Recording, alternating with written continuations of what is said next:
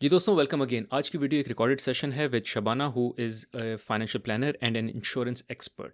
तो आज की वीडियो में हम उनसे बात करेंगे कि अपने पेरेंट्स के लिए मेडिकल इंश्योरेंस लेने के क्या-क्या तरीके हैं और उसमें क्या-क्या चीज़ें हैं या वॉच आउट्स हैं जिनको आपको अवॉइड करना चाहिए। हमने पहले भी शबाना के साथ जो है वो पॉडकास्ट की है इस चैनल पे, जिसमें हमने बात की है कनाडा पेंशन पे और हमने बात की है लाइफ इंश्योरेंस पे। बट आज की video is specifically for super visa medical insurance which is a super visa for your parents. अगर आपने अपने पेरेंट्स को यहाँ बुलाना हो, आप सुपर वीज़ा पे बुलाते हैं which is like a visit visa.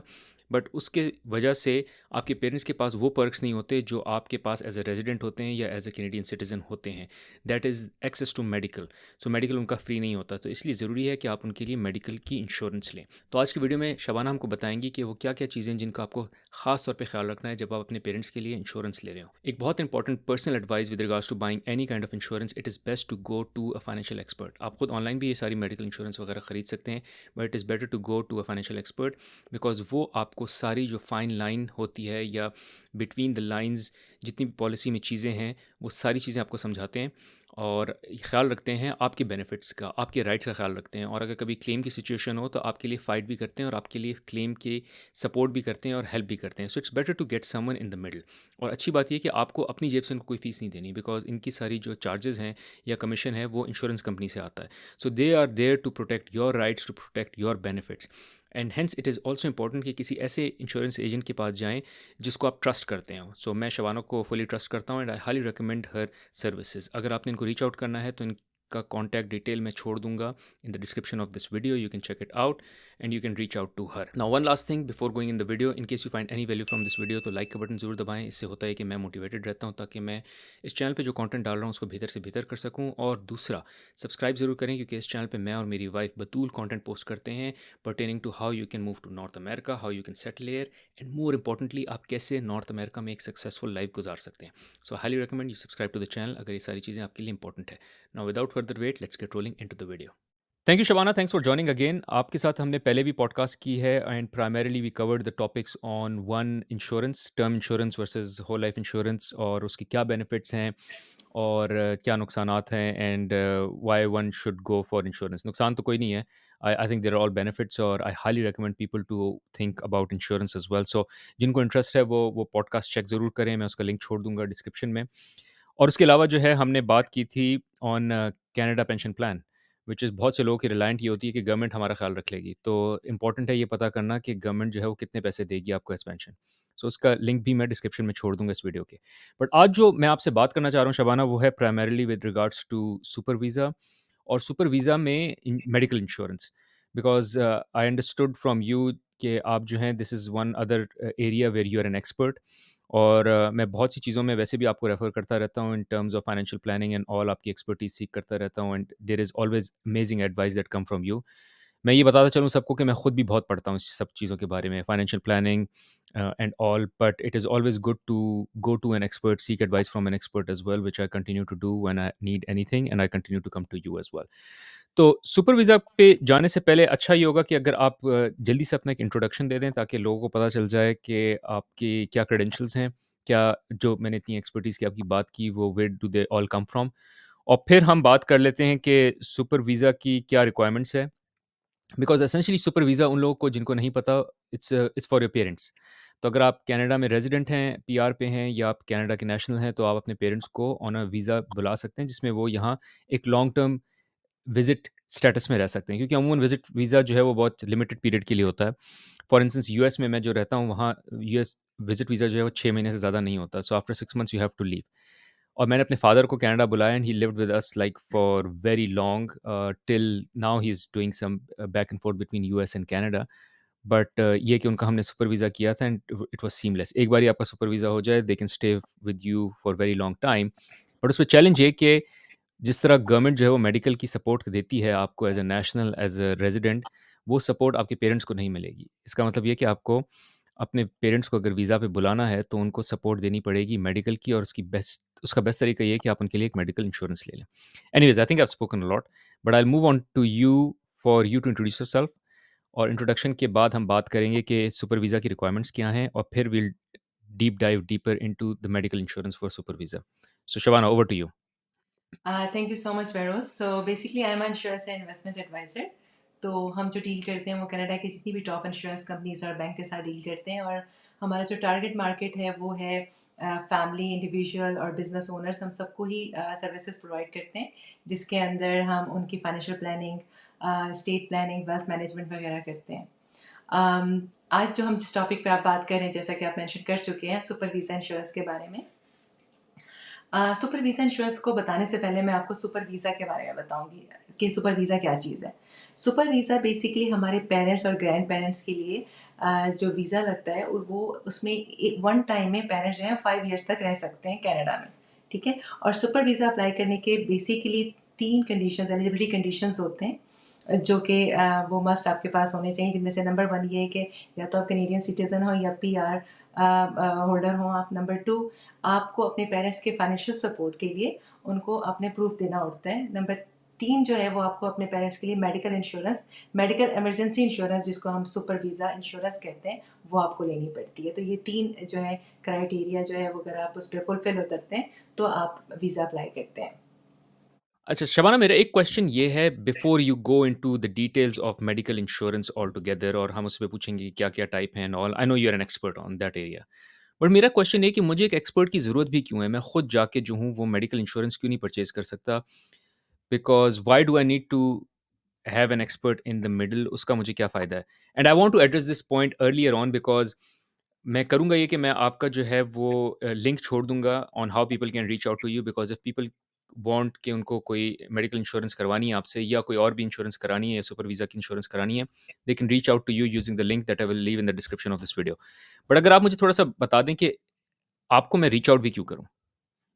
देखिए, सुपर वीज़ा इंश्योरेंस जो है आपको किससे लेनी चाहिए, बहुत अच्छा क्वेश्चन है। वैसे तो आप ऑनलाइन जाके भी ले सकते हैं, लेकिन मैं आपको एडवाइस करूँगी कि आप लाइसेंस इंश्योरेंस एडवाइज़र से लें, क्योंकि उसकी वजह ये है कि आप उसकी सर्विसेज़ जो है वो अवेल कर सकते हैं। किसी कहीं पर स्टक हो जाते हैं, कहीं पर आपको बहुत सी चीज़ें समझ नहीं आ रही हैं, तो आप उनसे एक अच्छी एडवाइस ले सकते हैं। इसलिए आपको एक लाइसेंस इंश्योरेंस एडवाइज़र से ही लेनी चाहिए। बट फिर मैं कॉस्ट क्यों इनकर करूँ उसकी? या मुझे ये बताएँ कि कॉस्ट कौन इनकर करेगा? सो do I pay the adviser और the adviser is paid somewhere else? Because जो भी एक्सपर्ट है, जैसे आप एक्सपर्ट हैं, आप एडवाइज़र हैं, आपकी भी कोई फ़ी होगी, तो who is paying for your fee? Like does it mean I have to incur higher cost when buying an insurance from an adviser versus if I can just buy it myself? देखें, आप इधर online लें या हमसे लें, price would be the same. उस price में कोई फ़र्क नहीं पड़ेगा। सर डिफरेंस इज़ कि हमें तो इंश्योरेंस कंपनी ही पे करती है, राइट? तो आपने हमें कुछ नहीं पे करना, तो व्हाई नॉट कि अगर आप ऑनलाइन ले रहे हैं या लाइसेंस इंश्योरेंस एडवाइज़र से ले रहे हैं, जब आपको प्राइस पे कोई डिफरेंस नहीं है, तो व्हाई नॉट आप किसी लाइसेंस इंश्योरेंस एडवाइज़र से लेके, जो भी आपका एडवाइज़र से लें, और उससे आप सारी जो है वो उसकी जो लिमिटेशंस हैं, उसकी एक्सक्लूजन्स हैं, उसके बेनिफिट्स हैं, उनको डिटेल में डिस्कस करें। Thank you Shabana, this is amazing. मुझे नहीं पता था कि मुझे कोई अपनी एक्स्ट्रा फीस इनकर नहीं करनी पड़ेगी because I made that mistake. मैंने जब इंश्योरेंस ली थी I didn't go with an adviser, और मैंने ये सोच के एडवाइज़र के पास नहीं गया कि मैं एक्स्ट्रा पैसे शायद मुझे देने पड़ जाएँ एडवाइज़र को। सो मैंने ऑनलाइन परचेज़ कर ली। द इंश्योरेंस वर्कड वेल क्योंकि मेरे फादर का जो है वो एक एक्सीडेंट हो गया था एंड ही वाज़ उनकी सर्जरी होनी थी पैर की। For that I didn't have to pay a dime which is good. But बाद में जब मैंने उनकी फिजियोज़ करानी थी या बाद में मैंने उनका कोई चेकअप कराना था, उस सब के लिए आई हैड टू पे through my own pocket because मुझे था कि ये सब भी किसी न किसी तरह से कवर्ड होगा। और उसका इश्यू ये है कि जब वो डॉक्यूमेंट भेजते हैं, तो वो तो कुछ 5-6 पेजेज़ का डॉक्यूमेंट होता है जिसको पढ़ने की मैंने कोशिश की थोड़ी-सी। एक तो ये कि आप ऐसे ही बॉग डाउन हो जाते हैं कि इतना पढ़े कौन? और उसको समझे कौन? अगर मैं पढ़ भी लिया तो उसको समझ कैसे आएगी? So I didn't even read anything, I just signed the documents. Like I read very सरसरी सा, लेकिन ये सारी डिटेल्स मैंने पढ़ी नहीं, और उस वक़्त आपको चूँकि आप उस सिचुएशन में होते नहीं हैं या आपको पहले एक्सपीरियंस नहीं होता, तो आपको आइडिया भी नहीं होता कि क्या-क्या गलतियाँ हो सकती हैं। सो आई बिल्कुल थिंक है। इट्स वेरी इंपोर्टेंट कि if the cost is same, why not just go to an advisor and ask their help, because they will be able to fight on your behalf, they will be able to help you read the fine prints, and they will be exactly able to help you translate के आपको क्या चाहिए, वहाँ से क्या offer आ रही है, and they can help that case. And especially as you said, if it's without cost, I would any day go with an advisor like yourself versus trying to do it myself. So thank you on that. जी, जी। अब मैं अच्छा, आप चलें अब आ जाते हैं medical insurance पे itself. आपने कहा एक रिक्वायरमेंट सुपर वीज़ा की ये है कि मेडिकल इंश्योरेंस होनी चाहिए। तो इसमें मुझे बताएँगे कि क्या-क्या टाइप्स की मेडिकल इंश्योरेंसेज़ एक्ज़िस्ट करती हैं and what are the other, again expand on this medical insurance in itself. क्योंकि सुपर वीज़ा के लिए सुपर वीज़ा इंश्योरेंस जो है वो मैंडेटरी है। तो अब उसकी एलिजिबिलिटी कैसे मानी जाएगी कि ये सुपरविजन इंश्योरेंस ये एलिजिबल ये वैलिड है कि नहीं है, तो उसके लिए आपको 5 चीज़ें लाज़मी आपको देखनी है। नंबर 1 कि इसकी जो कवरेज है वो मिनिमम $100,000 होनी चाहिए, जो आपके पेरेंट्स या ग्रैंड पेरेंट्स की जो आप मेडिकल इमरजेंसी इंश्योरेंस ले रहे हैं, जिसको हम सुपरविजन इंश्योरेंस कहते हैं, ठीक है? नंबर 2 वो मिनिमम 365 डेज़ या 12 मंथ्स की कवरेज होनी चाहिए। नंबर 3 ये है कि वो आप किसी भी कैनेडियन इंश्योरेंस कंपनी से ही लेंगे, वो अपनी कंट्री से लेते हुए आप नहीं माने आएँगे। बेसिकली उसको आपको कनाडा की ही किसी इंश्योरेंस कंपनी से लेनी होगी। नंबर 4 ये है कि आप ये एक मंथली प्लान भी ले सकते हैं और एनुअल प्लान भी ले सकते हैं। ये दोनों ही प्लान जो हैं वो आईआरसीसी की तरफ से एक्सेप्ट की जाती हैं, ठीक है? तो ये 4 चीज़ें हो गई हैं। चौथा ये है कि आप जो है जब इंश्योरेंस ये लें तो आपको ये पता होना चाहिए, ये इंश्योरेंस आपको आने से पहले लेनी है, यानी आने के बाद नहीं। जब आप इंश्योरेंस बल्कि वीज़ा लगने से पहले यानी वीज़ा अप्लाई करते वक़्त ये आपने लेनी है। तो जब आपके पेरेंट्स यहाँ पर विज़िट करते हैं, पेरेंट्स और ग्रैंड पेरेंट्स, तो वहाँ पर इमिग्रेशन के टाइम पे आपको सुपर वीज़ा इंश्योरेंस दिखानी पड़ती है। तो बेसिकली ये इसकी रिक्वायरमेंट है। Got it. अच्छा, एक चीज़ मुझे बताएँ कि अगर मैंने अपने पेरेंट्स का वीज़ा अप्लाई किया है और मैंने इंश्योरेंस ली है let's say certain date hmm, let's say हुँ। अक्टूबर 1 और अक्टूबर 1 तक या तो उनका वीज़ा नहीं लगता या अगर उनका वीज़ा रिजेक्ट हो जाता है, हुँ, हुँ। तो I paid for the insurance, what happens then? Even आपने मंथली पे किया है या एनुअल पर पे किया है, दोनों सूरतों में आपका वीज़ा रिफ्यूज़ हो जाता है, तो आपको 100% रिफंड हो जाता है। उसमें आपको प्रूफ ऑफ जो जो भी आपकी वीज़ा डिनाइड हो गया या जो भी हो गया है, वो आपने उसका प्रूफ जो है भेजना होता है इंश्योरेंस कंपनी को, उसकी बेसिस पे आपको वो रिफंड हो जाता है। ठीक है। दूसरा मुझे ये बताएँ कि अगर जो है वो महीना लेट आ जाते हैं just because their visa got delayed and the flight got delayed whatever and instead of hmm. Coming on October 1 they come on November 1 मैंने तो उनकी इंश्योरेंस अक्टूबर 1 से कराई भी है, देन व्हाट? अच्छा, इसमें क्या होता है जब आप सुपरविज़न इंश्योरेंस जब हमारे थ्रू आप अप्लाई कराते हैं तो हम एक सर्टेन डेट जैसे मान लीजिए आपने सोचा कि विदिन 3 मंथ्स जो है उनका वीज़ा लग जाएगा। तो ये अगर फॉर एग्ज़ाम्पल अभी सितंबर का मंथ है, आपने सोचा कि दिसंबर 1st आप इसमें डेट डाल दें arrival date because you don't know कि वीज़ा लगने में कितना टाइम लगेगा। तो हमने एक यूँ ही एक कंसिडर कर लिया एक डेट दिसंबर 1st का। तो लेट्स से वीज़ा लग गया, अब उन्होंने डेट चेंज करके सोचा मार्च 1st में आते हैं। तो हम उस डेट को एक्सटेंड कर सकते हैं मार्च 1st तक, चेंज कर सकते हैं। वीज़ा की जो डेट आप जो हमने सुपर वीज़ा इंश्योरेंस की जो डेट डाली है, उसको हम कभी भी चेंज कर सकते हैं उनके आने से पहले। Got it, thank you. And one last question with regarding this which is अगर तो वो आते हैं मैंने तो पूरे साल की इंश्योरेंस ली है और वो आते हैं, महीना रहते हैं और उसके बाद महीने बाद कहते हैं कि भई कनाडा तो हमको पसंद नहीं आया एंड जी। We want to go back. हुँ, हुँ। तो क्या वो 11 महीने की पेमेंट्स का क्या होगा? Very good question. तो ये इसमें क्या होता है कि ये एक अच्छी चीज़ है जो आपने पूछी है, जो कि लोगों को नहीं पता होती। कि जब फ़र्ज़ कीजिए जैसे पेरेंट्स आते हैं, ग्रैंड पेरेंट्स आते हैं, वो महीना 2 महीना रह के चले गए, तो बाकी की अगर 10 मंथ्स की पेमेंट आप कर चुके हैं, तो वो आपको रिफंड हो जाती है। ये होता है कि अगर आपने क्लेम नहीं किया, अगर आप क्लेम किए हैं, तो वो रिफंड नहीं होगा। तो मान लीजिए 2 महीने वो रहे या 6 महीने वो रहे, लेकिन उस बीच में आपने कोई भी क्लेम फ़ाइल नहीं किया, उनको हेल्थ में कोई प्रॉब्लम नहीं हुई, आप डॉक्टर के पास नहीं गए, कुछ नहीं हुआ, तो बाकी की जो रिमेनिंग 6 मंथ्स की पेमेंट है या 10 मंथ्स की पेमेंट जो जब वो आप चले गए जिस टाइम पर, वो सारे के सारे आपको फॉर इंश्योरेंस कंपनी रिफंड कर देती है। And this is the good thing. Got it, thank you. अच्छा, अब मुझे बताएँ और प्रोबब्ली ये की क्वेश्चन है जो मैंने आपसे पूछना था कि क्या मिस्टेक्स करते हैं लोग इन टर्म्स ऑफ एक तो ये मिस्टेक है फाइनेंशियल एडवाइज़र के पास आप जाएँ ना या जो इंश्योरेंस एक्सपर्ट है, हुँ, हुँ, इंश्योरेंस हुँ। एडवाइज़र है उसके थ्रू आप ना लें। तो वो एक मेजर मिस्टेक हो गई और अगर आपने ऑनलाइन ले लिया या खुद से कर लिया, तो खुद से करने में क्या-क्या मिस्टेक्स होती हैं?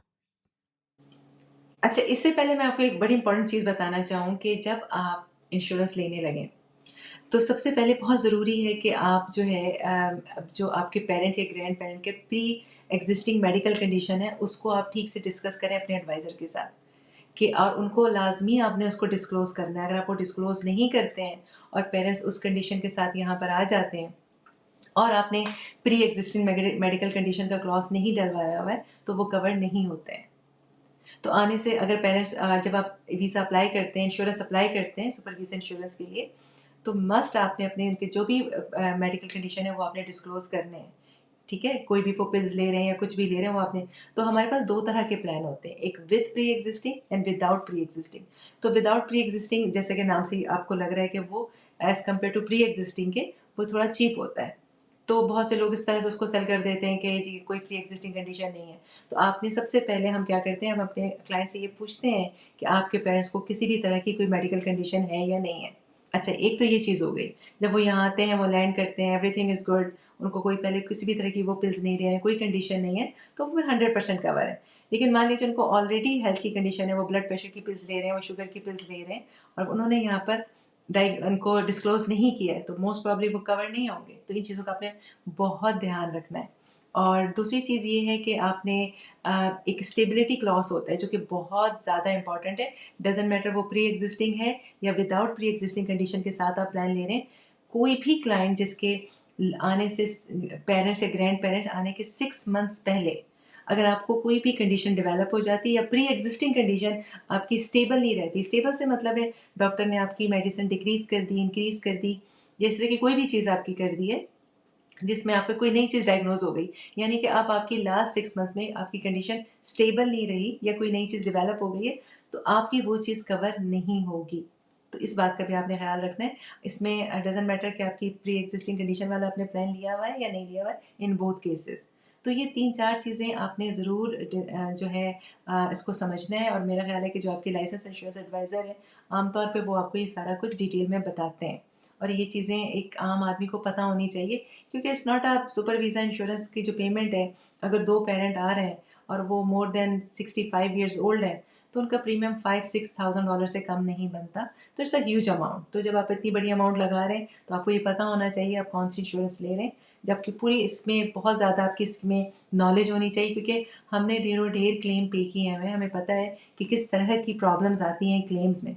तो जितना ज़्यादा हमने और सबसे बड़ी मिसाल मेरी खुद की मदर की लिए, जब मेरी mother she is almost 78-79 years old जब वो यहाँ आई थी और आते साथ ही थर्ड डे उनको स्ट्रोक हो गया। तो हम उनको हॉस्पिटल ले गए, 6 मंथ्स वो रहीं, वो वापस आईं। वापस आने के बाद वो गिर गईं, गिरने के बाद उनका हिप फ्रैक्चर हो गया। फिर उसके बाद वो 1 मंथ जो है हॉस्पिटलाइज़ रहीं। इस 1 मंथ के दौरान मैंने खुद बहुत सारी चीज़ें अपनी मदर के लिए ड्यूरिंग उनके उनके जो भी कंडीशन थी, उस टाइम पे जो मैंने लर्न किया, वो लर्निंग मेरी बहुत अच्छी मेरे अपने क्लाइंट्स के लिए भी होगी और वो मैं सबको ही एग्ज़ाम्पल देती हूँ। उसके बाद इंश्योरेंस कंपनी ने मुझे ये कहना शुरू किया कि now your mother is okay, surgery हो गई है, सारा कुछ हो गया, बेहतर है कि वो अपनी कंट्री जाके जो है जो उनका मज़ीद जो इलाज है, वो वहाँ जाके कराएँ। तो उसके लिए जब मैंने डॉक्टर के नोट्स उनको दिखाए कि डॉक्टर्स जो हैं वो अलाउ नहीं कर रहे हैं उनको ट्रैवल के लिए, तो वो अपने बैक होम नहीं जा सकती। तब उसकी बेसिस पर उन्होंने तकरीबन जितना भी उनका एक्सपेंस था, हॉस्पिटलाइज़ेशन का, मेडिसिन, ईच एंड एवरीथिंग वो इंश्योरेंस कंपनी ने कवर किया। तो ये एक बहुत बड़ी मिसाल मेरे खुद के लिए है, मेरी अपनी मदर के लिए। और मैंने ही अपनी मदर का वीज़ा अप्लाई किया, उनको यहाँ बुलाया, उनकी इंश्योरेंस ली, सारा कुछ किया। तो मुझे उसके बाद और भी ज़्यादा कॉन्फिडेंस आ गया कि ये कितना बड़ा सपोर्ट है और वाक़ई में उन्होंने इसको अगर मैंडेटरी किया है तो किसी वजह से किया है कि आप इंश्योरेंस कंपनी से आप सोचें अगर आपका बिल 70-80 थाउज़ेंड डॉलर्स का हो और आपने 5-6,000 डॉलर पे किए हैं तो विन विन सिचुएशन है कि आपको अपनी पॉकेट से 70-80 थाउज़ेंड डॉलर्स नहीं देने पड़ रहे। बेसिकली आपने जो इंश्योरेंस ली हुई है वही आपको कवर कर रहा है। तो बहुत ऐसे प्लान की तरफ मत जाएं जो आप सोच रहे हैं कि जी सबसे मैं ये कह रही हूँ कि जब आप लें तो ज़रूर आप कंपेयर करें बहुत डिफरेंट डिफरेंट कंपनीज़ के साथ। लेकिन अगर आप ये देख रहे हैं कि बहुत चीप है, तो साथ में उसके फीचर्स भी जो है कंपेयर करें। 4-5 कंपनीज़ लें और उनके फीचर्स देखें कि कौन-सी कंपनी आपको कहीं पर कुछ कंपनीज़ ज़्यादा बेनिफिट्स दे रहे हैं, तो ज़ाहिर है उनका प्रीमियम भी ज़्यादा है। कुछ कंपनीज़ कम बेनिफिट्स दे रहे हैं, उनका प्रीमियम भी कम है। तो ये चीज़ आपने रखना है क्योंकि माइंड में यही होता है कि जी बस हम ले लेते हैं और सबसे चीप ले लेते हैं, ये तो एक रिक्वायरमेंट है। लेकिन याद रखें ये requirement is a very big thing आपके पेरेंट्स के लिए क्योंकि जो बर्डन आपको उनकी जब हॉस्पिटलाइज़ेशन होने क्योंकि हमारे पास ऐसे केसेज़ आए हैं कि जहाँ पे 70-80 थाउज़ेंड डॉलर का बिल बन गया और आपने तो कोई प्री एक्जिस्टिंग बताई नहीं थी क्योंकि आपको तो चीप प्लान चाहिए था। अब आप स्टक हो गए, इंश्योरेंस कंपनी तो आपको पे ही नहीं करी क्योंकि तो आपने प्री एक्जिस्टिंग तो बताई नहीं थी। तो इन चीज़ों का बहुत ख़्याल रखें। हाँ, एक तरह से आप इसके प्रीमियम कम कर सकते हैं, अगर आप उसमें डिडक्टिबल ऐड कर दें, यानी कि $500 का डिडक्टिबल, $100 का डिडक्टिबल। डिडक्टिबल का मतलब ये होता है कि लेट्स से कि आपका जो पेरेंट्स हैं आपके, वो किसी वजह से डॉक्टर के पास गए, कोई भी इमरजेंसी होती है। अब जब वो डॉक्टर के पास गए, डॉक्टर ने आप उनका बिल $500 बनाया, तो फर्स्ट $100 आपने पे करना है, रिमेनिंग $400 इंश्योरेंस कंपनी पे करेगी, इसे डिडक्टेबल कहते हैं। इससे आपका प्रीमियम जो है वो रिड्यूस हो जाता है। Correct, very clear. अच्छा, एक चीज़ मुझे बताएँ प्री एक्जिस्टिंग कंडीशन पे कि कैसे पता चलता है इंश्योरेंस कंपनी को कि प्री एक्जिस्टिंग कंडीशन थी और छुपा ली? Which is very good again I want to question. Be cheap और हो सकता है कोई पहले कोई ऐसा स्ट्रोक आया हो गॉड फ़ॉरबिड और आपने कहा बताने की क्या ज़रूरत है और अगर बताने की एक तो ज़रूरत नहीं है या कोई भी कोई कंडीशन हो और बताने की ज़रूरत नहीं है क्योंकि अगर पता लग भी गया तो बोल देंगे कि हमको भी नहीं पता था टाइप। अच्छा so what is the case there? होता ये है कि ये ये मैं अक्सर अपने लोगों को बताती हूँ कि बी केयरफुल। जब आप झूठ बोलते हैं और छुपाते हैं तो आप खुद फँस जाते हैं, क्योंकि खुद ही आप सच बोल देते हैं। होता क्या है, इसमें 3 चीज़ें हैं। नंबर 1, आप कहते हैं जी कोई प्री एक्जिस्टिंग कंडीशन नहीं है, कुछ भी नहीं है, मेडिसिन भी नहीं ले रहे, कुछ भी नहीं ले रहे, कोई प्रूफ नहीं है। आप डॉक्टर के पास गए, डॉक्टर ने आपके पेरेंट्स से पूछा कि जी पहले आपको ये हो चुका है, आप कहते हैं हाँ जी हुआ था। ठीक है? या वहाँ पर आप फँस जाते हैं। दूसरे नंबर पे ये होता है, आप पिल्स ले रहे हैं। आपने कहा आपको ये पिल्स जब आपका ब्लड वर्क होता है, तो जो भी आप पिल्स ले रहे हैं वो पता चल जाता है, राइट? अच्छा, नंबर 3 ये कि जब आपका एक्स-रे वग़ैरह होता है या कोई भी, क्योंकि I am not a doctor, right? तो मुझे मेडिकल टर्मिनोलॉजी नहीं पता, लेकिन इतना मुझे पता है कि जो आपकी कुछ इस तरह की डिज़ीज़ेज़ हैं या इस तरह की चीज़ें हैं जो एक्स-रे या एमआरआई वग़ैरह बहुत सारी चीज़ों से पता चल जाता है कि आपको ये पहले ये कंडीशन रह चुका है। बहुत दफ़ा नहीं भी पता चलता। आई मीन मैं ये नहीं कह रही कि आप 100% हर चीज़ पता चल भी जाती है, लेकिन आप अपना ड्यू डिलिजेंस करें, आप अपनी पॉलिसी को सही तरीके से लें कि कल को आपको कोई प्रॉब्लम ना हो। क्योंकि सम टाइम, अच्छा, एक मेरे क्लाइंट के साथ एक वाक़या हुआ था, वो मैं आपसे शेयर करना चाहूँगी। उन्होंने मुझे कहा कि जी मेरे फ़ादर को कोई प्रॉब्लम नहीं है और बिल्कुल ठीक है, और आप मुझे सबसे चीप वाला प्लान दें, क्योंकि वो आएँगे हार्डली 2-3 महीने रहेंगे और चले जाएँगे। तो मुझे क्या ज़रूरत पड़ी, उनको कुछ भी नहीं होना। हमने कहा ठीक है, हमने उनको, एक कंपनी थी, हमने कहा देखिए इसका तो प्रीमियम बहुत कम है, चलें बस ये दे दें क्योंकि रिक्वायरमेंट है, हमें तो दिखाना है एयरपोर्ट पे। अब जब वो आए, उनको हार्ट की कंडीशन हुई, एकदम से हार्ट अटैक हुआ, आने के मेरे ख़्याल है 10 या 15 दिन बाद। जैसे ही उनको हार्ट अटैक हुआ, इन्होंने ये पैनिक हो गए, सारी फैमिली, ज़ाहिर है पेरेंट्स, फादर थे, और इन्होंने जब एम्बुलेंस कॉल की, साथ में इनकी मेडिकल फ़ाइल पड़ी हुई थी, जहाँ पर ये पेरेंट्स को उन्होंने रूम सेट किया हुआ था। और जब 911 कॉल किया, एम्बुलेंस आई, तो उन्होंने कहा कि जी इनकी कंडीशन, उन्होंने ये फ़ाइल उठा के उनके हाथ में दे दी। वो फ़ाइल चली गई उनके साथ।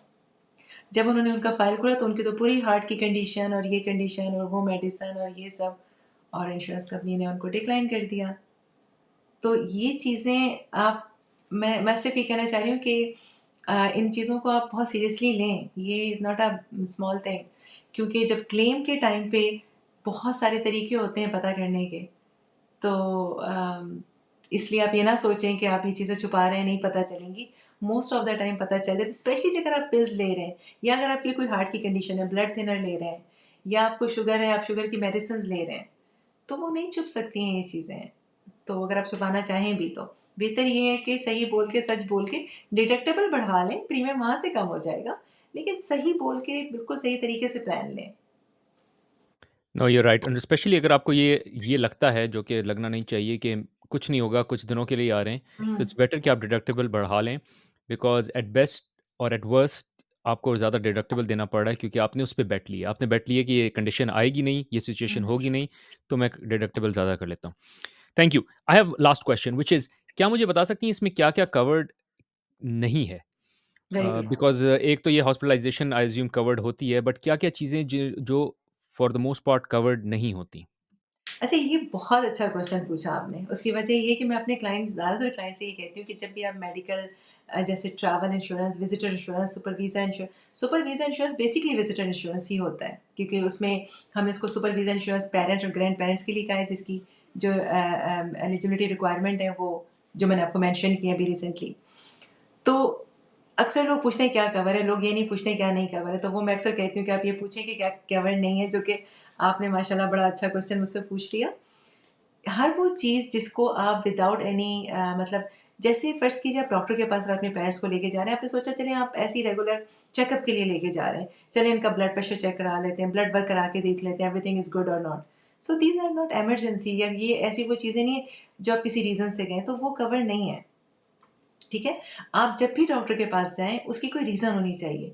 या तो उनकी कोई तबीयत ख़राब हो गई है, उनको किसी भी तरह का कोई चेस्ट पेन हो रहा है, या वो गिर गए, उनका एक्सीडेंट हो गया, कोई रीज़न होनी चाहिए। अगर विदाउट एनी रीज़न आप डॉक्टर से चेकअप के लिए लेके जा रहे हैं कि चलो यार चेकअप करा लें, हम कनाडा आए हैं तो पूरा इनका कंप्लीट चेकअप करवा लें, तो वो सब चीज़ें कवर नहीं है। इसका मतलब है बेसिकली जो विज़िटर इंश्योरेंस होता है वो मेडिकल इमरजेंसी कवरेज है। वो यहाँ पर आप उनको जो है इलाज कराने के लिए नहीं लेके आ रहे हैं, यहाँ पर उनको कुछ हो जाता है, इमरजेंसी की सूरत में वो कवर करते हैं। ये भी याद रखें कि जब इमरजेंसी में आप जाते हैं और वहाँ कोई कंडीशन उनकी डायग्नोज हो जाती है, लेकिन इट्स नॉट दैट सीरियस। क्योंकि मेरे एक क्लाइंट के साथ क्या हुआ था, उसको उसको इमरजेंसी में जाना पड़ा। जब उन्होंने उसका अल्ट्रासाउंड वगैरह किया, सब कुछ करने के बाद उन्हें कहा कि देयर इज़ समथिंग जो हमें नहीं पता चला, but for the time being you are good, लेकिन आप इसका फॉलो अप करवाएं, इसकी मजीद इन्वेस्टिगेशन करवाएं। तो उन्होंने वापस आने के बाद जो अपनी एमआरआई वगैरह के लिए अपॉइंटमेंट ली, तो उन्होंने 3 महीने बाद की अपॉइंटमेंट दी। जब हम इंश्योरेंस कंपनी के पास गए तो उन्होंने कहा कि जी ये फॉलो अप है और ये क्योंकि सीरियस कंडीशन नहीं है, बेहतर है आप अपनी कंट्री में जाके कराएं। तो यानी कि 3 महीने बाद की अपॉइंटमेंट का मतलब ये है कि वो सीरियस कंडीशन नहीं थी। उन्होंने कहा जी इन्वेस्टिगेशन करा लें मजीद, कि देखें इसके अंदर शायद ऐसी कोई चीज़ हमें जो लग हमें अभी तो नहीं लग रहा, लेकिन मजीद आप इसकी डेट होता है ना, बाज़ दफ़ा आपकी कोई ऐसी कंडीशन होती है जो आप कहते हैं कि जी मजीद ब्लड वर्क करा लें, ये करा लें और टेस्ट करा के देख लें कि जो हम समझ रहे हैं वो है या नहीं है। तो याद रखें हर वो चीज़ जो इमरजेंसी में, अगर आप इमरजेंसी जाते हैं तो आप समझ लें कि आप 100% कवर है। इमरजेंसी के बीच में आपका एमआरआई, सीटी स्कैन, आप जितने दिन वहाँ पे एडमिट रहे, वो सारी चीज़ें आपकी कवर है। लेकिन जब आप इमरजेंसी से बाहर आके फ़ॉलो-अप्स वगैरह करवाते होते हैं, उस पे सर्टेन कंडीशंस हैं, वो हर कंपनी की डिफरेंट होती हैं। तो उस पे आपने ध्यान रखना है कि कोई फ़ॉलो-अप्स वगैरह जो चले आ रहे हैं बहुत सारे, ये सब चीज़ें, वो बहुत सारी कंपनीज़ जो हैं, वो बहुत लॉन्ग टर्म में कवर नहीं करती हैं। Got it. So for the most part जिस तरह आपने समझाया, maybe I will just reiterate कि अगर मुझे जीपी के पास जाना हो तो प्रॉब्ली जो है वो जनरल प्रैक्टिशनर के पास जाना हो तो वो प्रॉब्ली कवर्ड नहीं होगा, बट अगर कोई भी सिचुएशन इमरजेंसी की हो वो कवर्ड होगी। बट ये हो सकता है कि अगर मैं इमरजेंसी है और मैं बट अगर इमरजेंसी है तो आपको इमरजेंसी में ही जाना पड़ेगा, मतलब you won't go wait for the GP, right? So जी। Essentially I think I understand which is अगर एवरी टाइम यू और ever you have to go into emergency, that means there is something which should be covered through the policy. बिल्कुल ऐसे ही है। Got it. Thank you, Shavana. This was helpful. So I will just so these are all the questions I had. I'll just pass it on to you in the end, which is if you have any last message or anything that we have missed to call out, तो please वो share कर दें. But otherwise, again, it was great. Again, pleasure inviting you once again and learning a lot from you. So let me know if you have any last message or anything that we missed out that you want to call out. Super visa insurance के बारे में एक और चीज़ आपको mention ये करूँगी कि जब भी आपके पेरेंट्स यहाँ पर आएँ, तो आपने सुपर वीज़ा इंश्योरेंस जो जब लेनी है, तो आप पहले अपने पेरेंट्स से ज़रूर पूछ लें, क्योंकि आपको भी बाज़ दफ़ा नहीं पता होता कि पेरेंट्स कौन-सी मेडिसिन ले रहे हैं, या और अभी रिसेंटली वो किस चीज़ के लिए डॉक्टर के पास गए थे। बाज़ दफ़ा आप बहुत सी चीज़ें आपको भी नहीं पता होती, ज़ाहिर है आप उनसे इतनी दूर हैं। तो डिटेल में पहले उनसे बात करें, और जिनसे भी आप सुपर वीज़ा इंश्योरेंस ले रहे हैं, उनसे आप सारे जो उनके टर्म एंड कंडीशंस हैं, उनको डिस्कस करें, क्योंकि मुझे पता है कि आम तौर पे आपके पास इतना टाइम नहीं होता जिसमें आप डिटेल में आप इसको डिस्कस करें। तो बेहतर ये है कि आप अपने जो एडवाइज़र हैं उनसे कहें कि जी मुझे जो है इसके आप हाइलाइट्स बता दें कि कौन-कौन सी ऐसी चीज़ें हैं जिस पे कवरेज होगी, नहीं होगी, क्योंकि ये चीज़ें आपको अपफ्रंट पता होनी चाहिए। उसके लिए आप मेंटली प्रिपेयर रहते हैं। मतलब सुपर वीज़ा इंश्योरेंस लेते वक़्त आपने ज़रूर इसका ख़्याल रखना है कि आप जो है वो अपने पेरेंट्स की जो भी कंडीशन है वो उनसे एक दफ़ा डिटेल में उनसे बात कर लें, ताकि आपको पता हो वो कौन-सी पिल्स ले रहे हैं, नहीं ले रहे हैं, और हर चीज़ अपफ्रंट बिल्कुल सही बताएँ, ताकि आपको सही से क्लेम के टाइम पे आपको कोई प्रॉब्लम ना हो। इसके लिए आपके लाइसेंस इंश्योरेंस एडवाइज़र का बड़ा इम्पोर्टेंट रोल है कि वो आपको ठीक से गाइड करें, क्योंकि बहुत से लोग ऐसे हैं कि वो डिटेल में जाके उसको रीड नहीं करते हैं। तो अगर आपको मज़ीद कोई ऐसा क्वेश्चन आपके माइंड में है जो आप पूछना चाहते हैं, तो आप मुझसे पूछ सकते हैं। और बहुत सारी इंश्योरेंस कंपनीज़ इस तरह की भी हैं, जो कि आपको कवरेज तो अच्छी देती हैं विथ प्री एक्जिस्टिंग कंडीशन के साथ, लेकिन उनका प्रीमियम बहुत ज़्यादा होता है। और बहुत दफ़ा ऐसा भी होता है कि $100,000 इज़ नॉट इनफ। बाज़ दफ़ा ऐसा होता है कि हॉस्पिटल में हॉस्पिटलाइज़ हो गए पेरेंट, डॉक्टर ने कह भी दिया कि जनाब आप जब तक ये वेंटिलेटर पे हैं, ये अदरवाइज़ वो सर्वाइव नहीं कर पाएँगे। तो उस सूरत में भी मेरे इस तरह की भी एक केस हमारे पास आ चुका है। तो उसमें इनके पास इनफ इतना था ही नहीं कि उनको वापस अपनी कंट्री लेके जाते, और वहाँ जाके उनको there are so many cases जो हमारे पास आते हैं, बहुत सारी स्टोरीज़ हैं। लेकिन सुपर वीज़ा के अंदर बहुत सारी ऐसी चीज़ें हैं, जैसे-जैसे सिनेरियो आता है हमारे पास, उसके हिसाब से वो चीज़ें हमें पता चलती रहती हैं। तो अगर हर बंदे का सिनेरियो डिफरेंट होता है, अगर आपका कोई भी इस तरह का कोई क्वेश्चन है, कुछ भी है, तो जो आप नीचे ईमेल आप देखेंगे, वहाँ पर आप मुझे ईमेल कर सकते हैं, मुझसे पूछ सकते हैं। मैं उसका डिटेल में आपको आंसर दूँगी कि आप सुपर वीज़ा इंश्योरेंस के लिए आपको कौन-कौन सी चीज़ों का ख़्याल रखना चाहिए। Thank you Shabana. आपने चूँकि क्वेश्चन की बात की, एक क्वेश्चन मुझे और ज़हन में आ गया which is in God forbid in case of death, जी, जी। डू यू नो कि इंश्योरेंस कंपनीज़ क्या-क्या कवर करती हैं, क्या कवर नहीं करती? Is there any support that you can get through that medical insurance जो आपने कराई हुई है इन केस ऑफ डेथ? ये भी बड़ा अच्छा क्वेश्चन है और ये बहुत अच्छा पूछा क्योंकि मेरे 2 क्लाइंट अभी रिसेंटली जिनके फादर आए थे, उन दोनों की सडनली डेथ हो गई। एक तो मैंने आपको बताया जिनकी अभी जो मैंने आपको एक स्टोरी सुनाई थी, जिनकी फाइल साथ में पड़ी हुई थी, उनकी भी डेथ हो गई बाद में। अच्छा, जो दूसरे मेरे क्लाइंट थे वो he is hardly 69 years old. तो ये एग्ज़ाम्पल आपको इसलिए दे रही हूँ, देन यू विल अंडरस्टैंड कि डेथ को कैसे कवर किया जाता है। तो वो फादर थे, he is my friends father. तो उसने मुझे कहा कि शबाना मुझे बिल्कुल चीप सा प्लान देना क्योंकि father is 69 years old, very healthy, कोई हेल्थ के इश्यूज़ नहीं है और वो आ भी रहे हैं थोड़े दिनों के लिए और चले जाएँगे। मैंने कहा ठीक है, मैंने हायर सबसे ज़्यादा डिडक्टिबल डाल के और सबसे चीप प्लान उसको बना के दे दिया। लेकिन हुआ ये कि फादर आए और फादर जनाब सुबह-शाम वो इससे मिलने जा रहे हैं, इधर जा रहे हैं, उधर जा रहे हैं। वो यूज़्ड टू तो थे नहीं। सडनली उनको थोड़ी ब्रीथिंग में प्रॉब्लम हुई और वो सो गए। लेकिन वो सो के उठे नहीं तो वो घबरा गए कि ये उठ क्यों नहीं रहे? तो वो हॉस्पिटल ले गए, उनको एम्बुलेंस आई। लेकिन वो उनको सीवियर हार्ट अटैक था और वो मेरे ख़्याल है वो सर्वाइव नहीं कर पाए, उनकी डेथ हो गई। अब क्योंकि वो अगेन वही मैं बता रही हूँ कि क्योंकि उसका प्लान जिस कंपनी से मैंने दिया था वाज़ नॉट दैट उनकी कवरेज जैसे कुछ कंपनी 10,000 $15,000 तक कवर कर रही है। कुछ कंपनी 6-7,000 जिसके अंदर आपकी फ्यूनरल कॉस्ट और भी जो उससे रिलेटेड जैसे हर वो डिपेंड करता है आप किस तरह की उनकी अगर आपने उनकी जो तदफ़ीन है सारी चीज़ें जो वो यहीं पर की हैं, तो उसमें जो भी आपका एक्सपेंस था वो सारा उन्होंने इंश्योरेंस कंपनी ने उनका कवर किया। तो जितना भी उसमें उनका खर्चा आया राइट इट डिपेंड्स लेकिन हर कंपनी का डिफरेंट है ठीक है लेकिन बॉडी को वापस ले जाना और ये सब उसमें उनकी कुछ सर्टेन लिमिट्स हैं हर कंपनी की बैक होम लेके जाना और उसका इज अ ह्यूज एक्सपेंस तो बहुत सारी जो